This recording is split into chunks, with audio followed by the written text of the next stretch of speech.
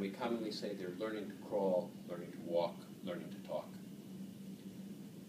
This is a process that I call organic learning, and I've been on a quest for many years to understand just how young children learn.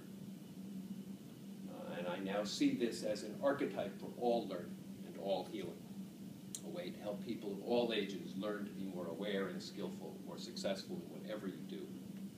The conventional phrase trial and error is grossly inadequate. It tells us nothing about the trial or the trying, the what, the when, the why. It also distorts the meaning of errors.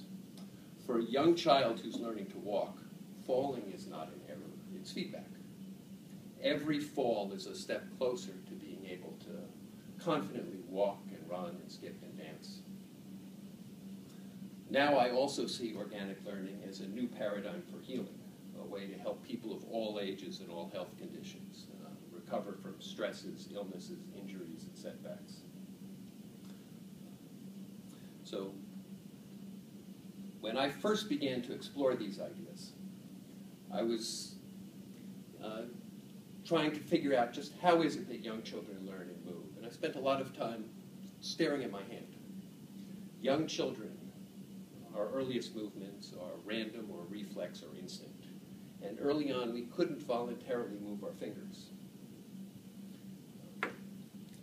I used to do this even in public when I was early in this stage, and friends teased me about it, but just staring at my hand and wiggling my fingers, imagining what it's like to be a young child, was a tremendously useful path for me to pursue these ideas.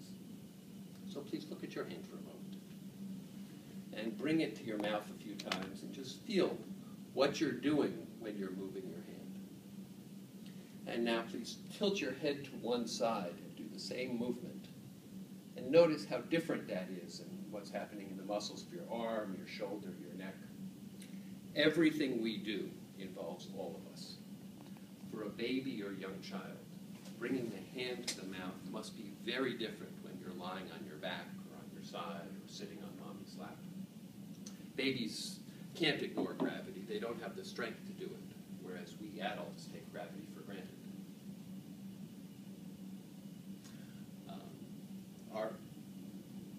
In our early stages, we're exploring and imitating and figuring things out. And this early learning is guided always by curiosity and motivated by comfort. It's motivated always by curiosity, guided by comfort. We experience differences in various aspects of our sensations, internal sensations, other people, their responses, gravity. And those differences that are useful are then integrated into our continuing to explore and imitate. We're also constantly adapting to the world around us, to everything that's happening. And I had a breakthrough in my exploration when I realized that we're also always anticipating. Anticipating has to be innate. We're anticipating whenever we're reaching for something or grasping. Anticipating is also fundamental, I think, to thinking and empathy. Another major breakthrough was when I began to consider stresses and setbacks. When a young child is first learning to walk and has a bad fall, she'll often revert to crawling for a while, and I'm sure many of you have noticed that. We adults do the same thing. After a major setback, many of us will regress or revert to behaviors that were comfortable or comforting or familiar. Eating chocolate ice cream, perhaps, or staying in bed. And so this now gave me a summary of what I call organic learning, a way to unpack this old phrase, trial and error. And here's the first slide. So it says, exploring and imitating, differentiating and integrating, and expressing curiosity and seeking comfort, anticipating, adapting, regressing, and recovering. And those last three phrases have an arrow between the two terms. And I use those arrows to indicate that this is a dynamic, and that what we want to do is explore the range between the two, because all of these things are happening all the time. With this idea, it became clear that young children learn to walk and talk not as explicit goals, but simply through exploring and imitating and play. these skills emerge from the way they play. There's no explicit goals, no schedules, no deadlines, no tests, no formal teachers or teaching. In all of this exploring, I've repeatedly found that language can be a trap. When we fall into thinking in words, it's easy to get distracted. With words, we talk about mind and body as if they're separate things. We talk about thinking and thoughts and emotions as if they're distinct things.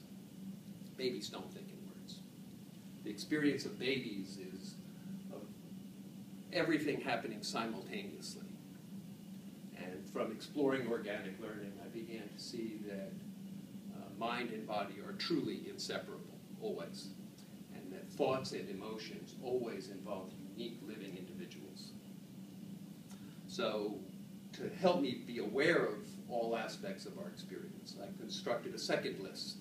Here's slide number 2.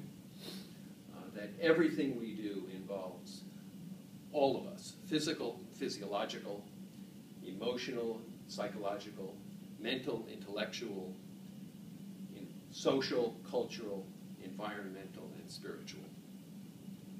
And using this list, I could then check to see if I was ignoring or overlooking anything.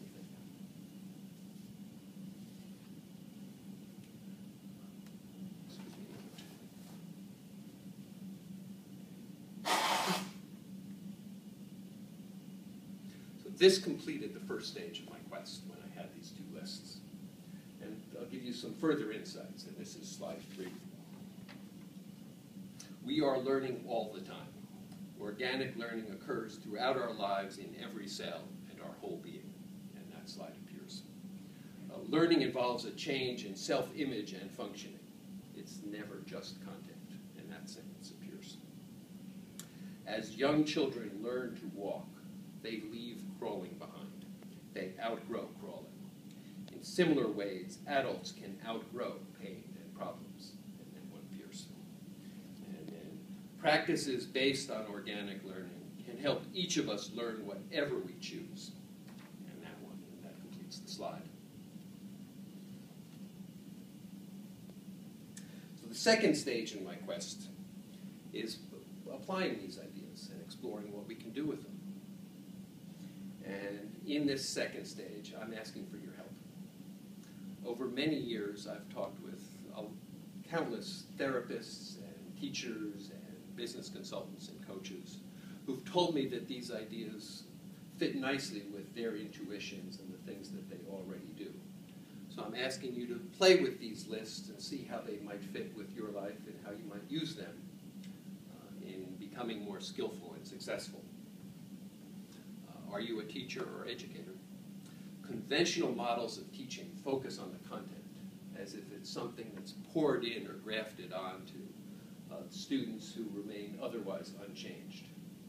And treating students like an object or a vessel, I think, is one reason that so many students and teachers hate schooling. With the organic learning paradigm, we're looking at how people actively change as they make sense of new ideas. And so organic learning guides us to see the whole person and to understand unique individuals, to actively ensure that individuals are comfortable and to actively evoke curiosity. And I find that a lot of alternative approaches, such as Waldorf and Montessori, do this in various ways, and I'm suggesting that we can do this even more effectively. Are you a therapist of some kind or a doctor? Well, conventional models there look at people as if they're somehow broken and need to be fixed, repaired, treated, or remedied. With the organic learning concept, we look at the whole person and how we actively make sense of the world. We see people as perfect in terms of their new possibilities rather than in terms of pain and problems. Are you a business consultant or a coach? I've talked with many business people who all say that these ideas about organic learning can help with increasing curiosity and avoiding breakdowns, because breakdowns occur when there's some failure of anticipating, when we're anticipating something that's inaccurate. So with these ideas of organic learning, I'm suggesting that we can become more aware and skillful and successful in whatever we do. And there was a time when you couldn't hold your hand still and wiggle your fingers. Now you can use a keyboard. There was a time when you couldn't distinguish sounds and words and ideas. Now you can learn something new from a TED Talk. With these ideas of organic learning, I'm suggesting that you can be more successful in whatever you want. So the question is, what do you want to learn? Where do you want to go in the next stages of your life? How can you be more successful, more happy, more productive? And perhaps we'll travel part of that journey together. Thank you.